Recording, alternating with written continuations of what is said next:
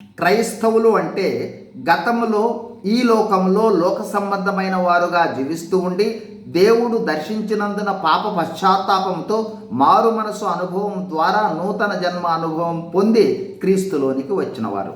మరో విధంగా గతంలో ఈ లోకంలో లోక సంబంధమైన ఆలోచన విధానము దృక్పథము కలిగిన వారు అయితే వీరు క్రీస్తును అంగీకరించుట ద్వారా ఈ లోకములోనే ఉంటారు, కానీ లోక సంబంధులుగా ఉండరు. క్రీస్తును కలిగి క్రీస్తుల్లో క్రీస్తు సంబంధులుగా ఉంటారు.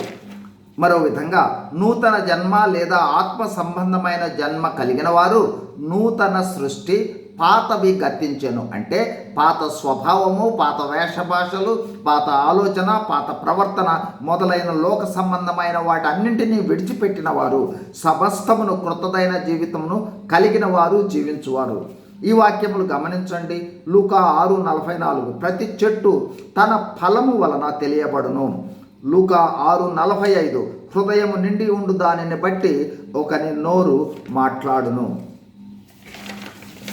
ఈ వాక్యములు తెలియజేయనిది ఏమంటే హృదయంలో వచ్చిన మార్పు మన జీవితంలో మన ప్రవర్తన ద్వారా బహిర్గతమవుతుంది, తెలియబడుతుంది.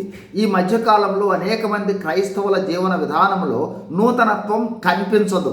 క్రైస్తవ ఆచార సాంప్రదాయాలు కలిగి ఉంటారు, కానీ వారి జీవన విధానం ద్వారా, ఆలోచనల ద్వారా, క్రియల ద్వారా, హావభావాల ద్వారా, వేష భాషల ద్వారా, ప్రవర్తన ద్వారా బహిర్గతం కాదు. ఈ విధంగా ఉండేవారు నిజమైన నూతన జన్మ అనుభవము ఉన్నదో లేదో పరీక్ష చేసుకోవాలి. ఆ విధమైన మార్పు లేని జీవితాల వల్ల అనేక విధాలుగా వారు నష్టపోతారు. వారిని ఆదర్శంగా తీసుకొనడం వల్ల అనేకులు నష్టానికి కారణమవుతారు.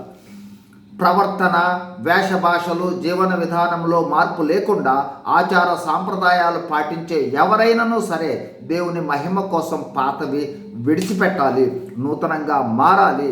మన జీవితం ద్వారా దేవుణ్ణి మహిమపరచాలి. కొంతమంది అయితే ఆత్మీయమైనవి అంతర్గతము, బహిర్గతంగా తనకిష్టమైనట్లు ఉండవచ్చు అని అనుకుంటారు. గమనించండి, క్రైస్తవులు అంటే క్రీస్తులో ఉన్నవారు, క్రీస్తును కలిగి ఉన్నవారు, ఎడతెగక క్రీస్తుతో ఉండేవారు. క్రీస్తు ప్రభువు మన ప్రతి మాటను, ప్రతి కదలికను, ప్రతి ఆలోచనను, ప్రతి ప్రవర్తనను గమనిస్తూ ఉన్నాడు అనే గ్రహింపు మనకు ఉన్నట్లయితే తప్పనిసరిగా మార్పు వస్తుంది.